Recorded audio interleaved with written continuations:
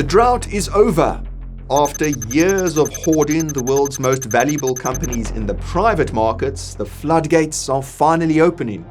And 2026 isn't just going to be a big year for IPOs, it's shaping up to be the mother of all IPO years. And that's why today we're diving deep into the big five: SpaceX, OpenAI, Anthropic, Databricks, and Canva. We'll tell you which ones are the real deal and which ones might be a trillion-dollar trap. My name is Nick, and you're watching Coin Bureau Finance. First up, we need to make one thing absolutely clear. Nothing in this video is financial advice. This is just educational content designed to give you a look into the upcoming IPOs. And if you want more deep dives like this, then make sure you're subscribed to the channel, drop a like, and flick that notification bell as well to make sure YouTube gives you a bell as well. Now, to understand why this is happening right now, we have to look at the macro backdrop. As of early 2026, markets have shifted into a weird kind of euphoria. The Fed has pivoted and interest rates are looking flatter, with further cuts likely ahead. And that elusive soft landing narrative has emboldened venture capitalists who have been sitting on their hands for the better part of 3 years. But whenever you have this much pent-up capital chasing a limited number of sure things, you start to see cracks in reality. And the best example of this froth isn't one of the tech giants we're covering today. It's a company you may have heard of called Fermi. Now, for those unfamiliar, Fermi went public back in October 2025 with a pitch deck that sounded like it was written by a sci-fi novelist. Their business model was to provide, quote, nuclear-powered data center mega campuses. There was just one small problem. They had zero revenue, zero signed tenants, and zero secured power connections. Yet, the market lavished them with a valuation that would make the dot-com bubble look rational. When you can raise billions on the promise of infrastructure with no users, no money, and no electricity, the end has got to be near. Fermi is a so-called canary in the coal mine. It proves that the market is desperate for the next big thing, regardless of the fundamentals. However, this desperation isn't just about greed, it's about necessity. The private markets are currently suffocating under their own weight. You have employees at companies like SpaceX who have been locked up for over a decade. VCs who deployed massive funds back in 2020 and 2021 are now under immense pressure to return some actual cash. And this has created a pressure cooker environment, the likes of which we haven't seen since Alibaba or Saudi Aramco. But this time, the scale is different. We aren't talking about billions, we are talking about trillions. Moreover, the secondary markets are absolutely exploding. Trying to get your hands on shares of Databricks or Anthropic in late 2025 was like trying to get tickets to a Taylor Swift concert, nearly impossible and incredibly expensive. So we are effectively staring at a supercycle, a massive capital unlock where the most valuable private companies in history finally step into the light. But, as the Fermi example has shown, all that glitters is not gold. That said, let's talk about the biggest elephant, or perhaps should I say the biggest rocket in the room: SpaceX. If you've been keeping up with the headlines, you'll know that the rumors of SpaceX IPO have been swirling for years. But as late as 2025, those rumors solidified into something much more concrete. Elon Musk himself effectively confirmed the reports, responding to a leak about a listing in June 2026 with a simple quote, "Eric is accurate." But here is where the numbers get truly staggering. The private valuation of SpaceX has been hovering around $800 billion. However, the whispers on Wall Street suggest an IPO valuation targeting $1.5 trillion. Now, to put that into perspective, that would potentially make it the largest IPO in American history. And you might be asking yourself, how on earth can a rocket company be worth $1.5 trillion? Sure, they land rockets, but is there really that much money in launching satellites? Well, if you treat SpaceX as just another rocket company, that valuation is insane. But if you look a little closer at what is actually happening, you realize that SpaceX is pulling a Tesla play. Just as Tesla wasn't really a car company, it was an AI and energy company disguised as an automaker, SpaceX is pivoting to become the world's primary orbital data center monopoly. Think about it. We all know the AI boom is hitting a physical wall here on Earth. We are running out of electricity to power these massive GPU clusters, and we are running out of water to cool them. The US grid is straining, and building new nuclear reactors takes decades. So, what's the solution? Well, you take the data centers to where energy is infinite and cooling is free. Space.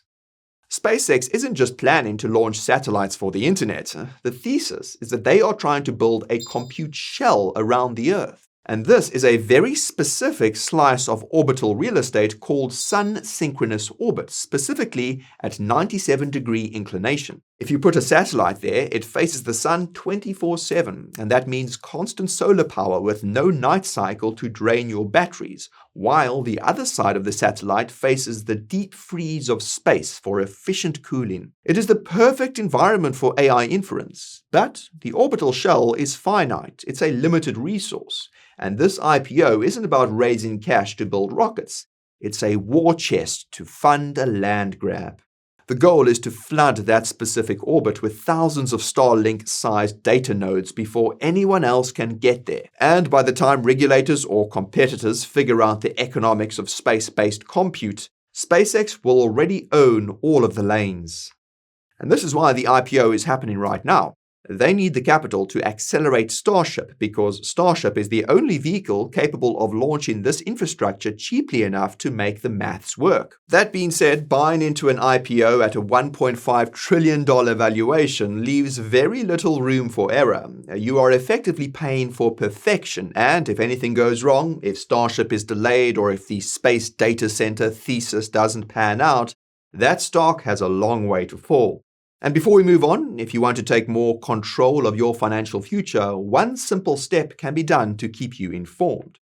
And you can do that by signing up for our free weekly newsletter. And while you're there, you can check out the finance-related deals that we've put together exclusively for the viewers of this channel. Just click the link in the description or scan this QR code. It's completely free, and the deals include exclusive bonuses, discounts, and promotions. Back to the video. Now, this brings us to the company that arguably kicked off the entire cycle, OpenAI. If SpaceX is the king of the skies, OpenAI is the undisputed heavyweight champion of the media cycle. For the last 3 years, this company has been the white whale for investors. Everyone wants a piece, and on the surface, the numbers look incredible. By late 2025, reports indicated that OpenAI had hit $13 billion in annualized revenue. And that's a jump from the $4 billion run rate they had just 1 year prior. And if you look at the chart, it's a hockey stick that points straight to the moon. But this is where the story gets darker. While $13 billion coming in is great, it pales in comparison to what is going out. We are talking about spending commitments that are rumored to be in the ballpark of $1.4 trillion over the next decade. Yes, trillion with a T. Now, to make matters worse, in late 2025, Sam Altman reportedly declared an internal, quote, code red, because for the first time since ChatGPT launched, OpenAI was no longer the clear technological leader. With the launch of Gemini 3 and their image generator Nano Banana, Google has effectively leapfrogged ChatGPT in quality. Additionally, ChatGPT's market share has slipped from a dominant 87% down to around 68%. And when your entire valuation of nearly $830 billion is built on the premise of being the absolute monopoly leader, losing that crown to Google is, well, a code red. Google has infinite money, infinite data, and they own the distribution rails via Android and Chrome. They can afford to lose money on AI for years. OpenAI cannot. And this pressure is also starting to show in the financing. Now, you might remember the headlines about a massive $100 billion funding round planned for Q1 2026. But in December 2025, a critical deal involving Oracle and private equity firm called Blue Owl Capital fell apart. Blue Owl was supposed to fund a $10 billion data center for OpenAI, but they pulled out. Why? Because they reportedly got cold feet about OpenAI's ability to actually pay the bills long term.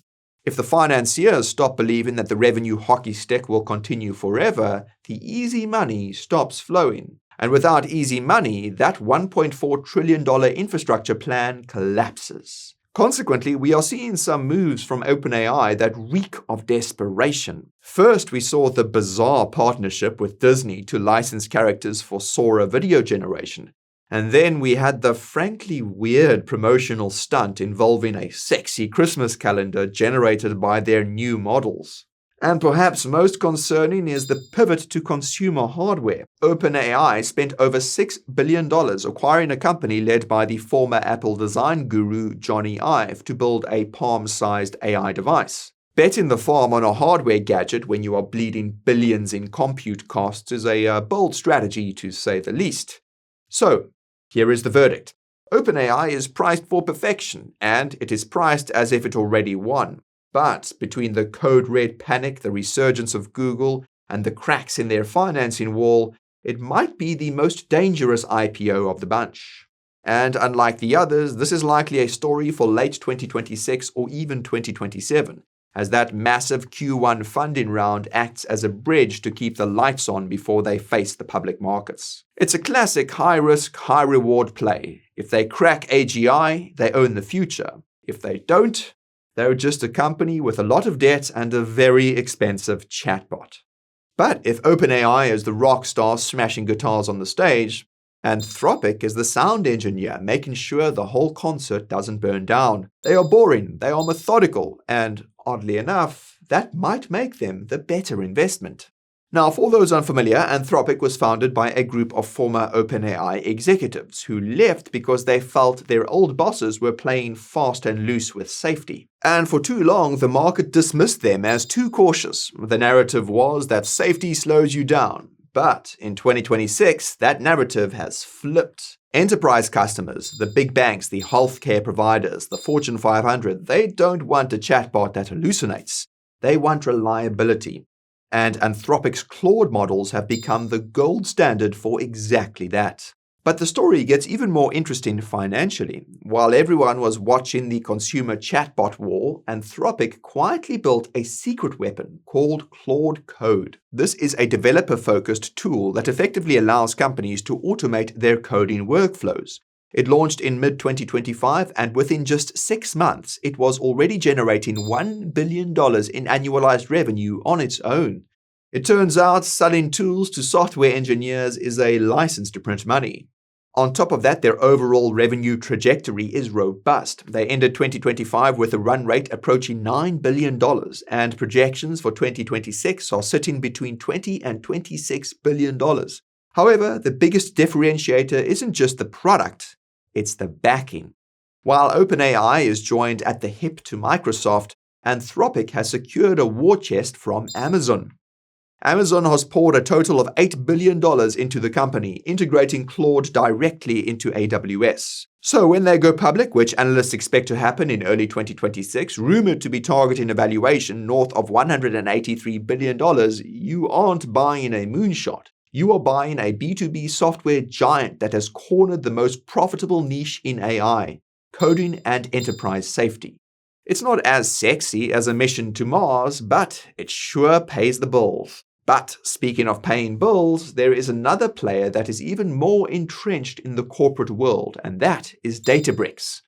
While everyone else is fighting over who has the best chatbot, Databricks is doing something far more lucrative: selling the factory that builds them. For years, the big data narrative was dominated by one name: Snowflake. If you were an enterprise and you wanted to store your data, you went to Snowflake. But in 2025, the narrative was flipped on its head. Databricks has been growing at an impressive 50% year over year compared to Snowflake's 30%. As of late 2025, they crossed $4 billion in revenue, and they are on track to arguably overtake Snowflake in both revenue and valuation by the end of the year. The secret sauce is something called the Lakehouse. Essentially, they combine cheap data storage directly with high-end AI processing. And this allows companies to build their own private AI models using their own proprietary data without handing the keys over to OpenAI or Microsoft. And on top of that, Databricks is already profitable. Unlike the cash-burning machine that is OpenAI, Databricks has been free cash flow positive for over a year. They have raised a fresh $4 billion in a Series L round to armor-plate their balance sheet, and their CEO, Ali Ghodzi, has explicitly stated that the company is push-button ready to go public. While they haven't set a date in stone, the market is betting on a listing in the first half of 2026. Essentially, while the AI infrastructure narrative is still at its peak, but before the market potentially sours on the broader AI tech bubble. And that brings us to the final giant of the 2026 class, and that's Canva. Now, for years, Canva was known as the design tool for dummies. It was where your aunt made her birthday invites or where small businesses whipped up social media posts because they couldn't afford Adobe Photoshop. It was a great niche, but it wasn't an Adobe killer. But in recent years, that narrative has shifted. Canva made a strategic pivot by acquiring Affinity, a suite of professional-grade design tools. And this isn't just another bolt-on feature, it's a declaration of war against Adobe. They are no longer just targeting the 99% of amateurs, they are coming for the 1% of professionals who pay the big bucks. Canva is rebranding itself from a simple design app to a complete enterprise operating system for visual communication. And the financials backing this pivot are arguably the healthiest of the entire bunch. The company has been profitable for 8 years straight, and as of late 2025, they hit an annualized revenue run rate of $3.3 billion, with projections aiming for $4 billion by the end of the year. But here is where that value opportunity lies. In July 2025, Canva's rival Figma went public and saw its stock pop 250%, reaching a market cap of nearly $67 billion. Meanwhile, Canva's most recent private valuation in August 2025 was sitting at around $42 billion. Canva has significantly more revenue than Figma, a broader user base, and a proven history of profitability, yet it is valued at nearly half the price of a competitor. And with their new CFO Kelly Steckelberg, who famously took Zoom public, steering the ship, an IPO is considered imminent, with most analysts pegging an early to mid-2026 listing. So if you are looking for a company that doesn't need to pray for a miracle to make a profit, Canva might be the one. However, before you rush to your brokerage account to put in a buy order for all 5 of these companies, there is one final critical warning you need to hear. The one that almost everyone is ignoring in their rush to buy. The narrative. As you can probably see, the valuations for SpaceX, OpenAI, Anthropic, and Databricks are heavily reliant on the idea that the AI hype train will run forever. The market is pricing these companies as if the soft landing is guaranteed and the AI revolution is just getting started. But we have seen this movie before. When the hype eventually fades, when the code reds turn into missed earning calls, and the infinite growth stories hit the wall of reality, you might find yourself left holding a bunch of massively inflated IPOs. Remember, the venture capitalists and early investors selling these shares have been waiting for years for this moment. They need someone to buy their bags, and if you aren't careful, that someone is going to be you. Don't get me wrong, this IPO supercycle is going to be incredibly profitable for those who time it right. There is serious money to be made here. But this might not be a long train that runs for decades. It could be a short, violent window of opportunity before reality sets in. So by all means, look for the opportunities, but keep your wits about you, watch the valuations, and whatever you do, don't become the exit liquidity. Now, we want to hear from you. Is this IPO supercycle the start of a new golden era for tech? Or is it just a desperate attempt by VCs to dump their heavy bags on retail investors? Let us know in the comments down below. And if you want a deeper look on the dangers of the AI hype train and why the bubble might pop sooner than you think, you can watch our video on that right over here. As always, thank you very much for watching, and I'll see you again soon. This is Nick, signing off.